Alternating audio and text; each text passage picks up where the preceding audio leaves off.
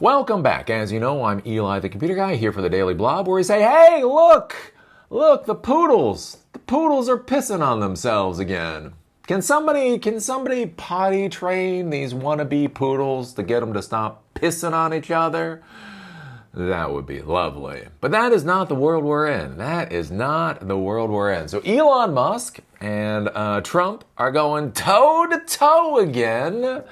And you're going to sit here and you're like, Eli, what does politics have to do with technology?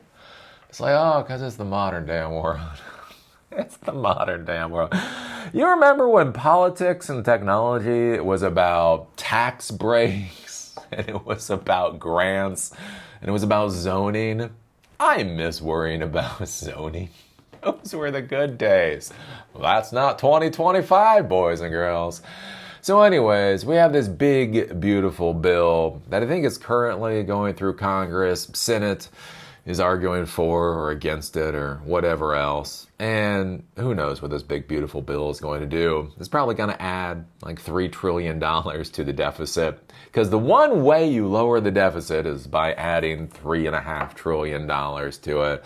It's probably going to pull a lot of people off of Medicaid. It's going to do a lot of things. People are, rich people are going to get tax breaks and poor people are going to die in the streets. Basically, Trump's America. Yay. But anyways, the big thing with it is that it will add to the deficit. And so Elon Musk, one of the reasons Elon Musk apparently campaigned for Trump last year was the idea is that if we do not get spending under control in the United States, that basically the United States will cease to be viable, at least. Not necessarily cease to exist, but cease to be viable. And you can't have a rocket ship company and a AI company and a robot company and a country that ceases to be viable. A macro event. Doesn't matter how rich and powerful you are, if the civilization around you falls the hell apart, you're still gonna be screwed. So anyways, Elon Musk does not like this big, beautiful bill. And so Elon Musk, and we can go, nice part about social media. We don't need Ars Technica to write this for us. We can just go to social media. On X, Elon Musk, every member of Congress who campaigned on reducing government spending and then immediately voted for this biggest debt increase in history should hang their head in shame, and they will lose their primary next year. If it is the last thing that I do on this earth. So now Elon Musk is coming out swinging on the big, beautiful bill and saying any of the Republicans that vote for this big, beautiful bill, Elon Musk is going to go after them. Now, how valid that is, I don't know. It's a bit of a question mark. Elon Musk has this feeling that he won the election for Trump. And I'll say, I do think that he brought a couple of percentage points to the election for Trump. So, ergo, he did help Trump win. But, Trump won by 51%.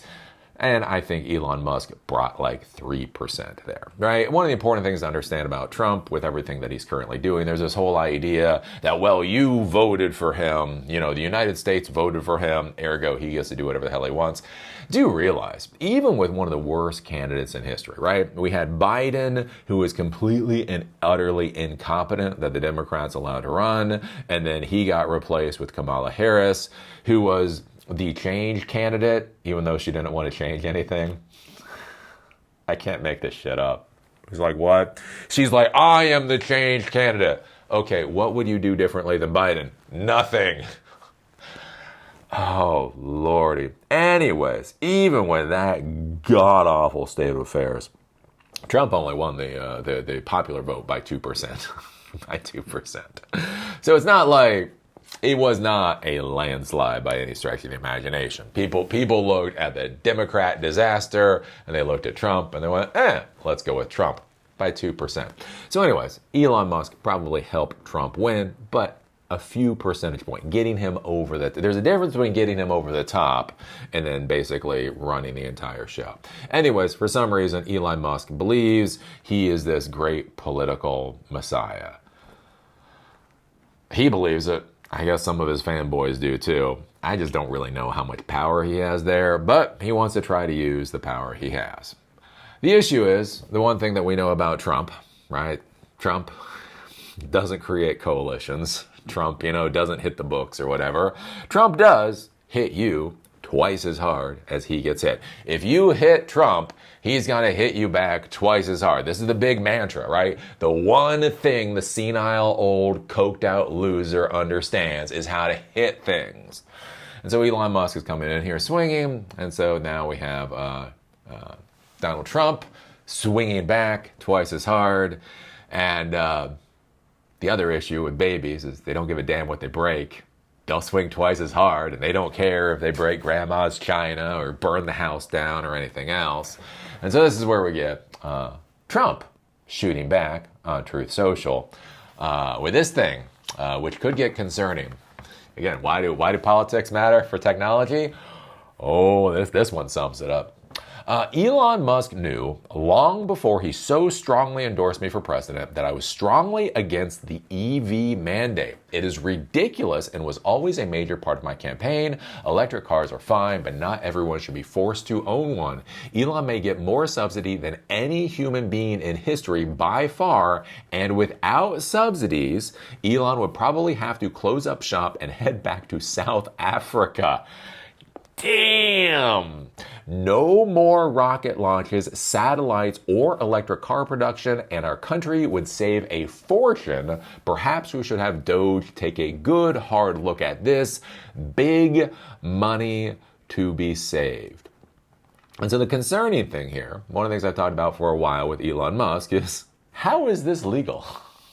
How is the federal government not smacking the ever-loving crap out of him, right? Everything from when he put the tweet out saying that he would take Tesla private at $4.20 a share, all kinds of stuff, talking about what the robo-taxis would do, talking about a lot of the things that that Tesla would do that just have not panned out. Then looking at the autonomous vehicles driving around Austin right now, which are doing dangerous, illegal things. We have the video footage for that. And one of the big questions that comes up is, why the hell is he allowed to do this, right? And that is a real question. And so he's been allowed to do this because the political parties haven't really wanted to screw with him.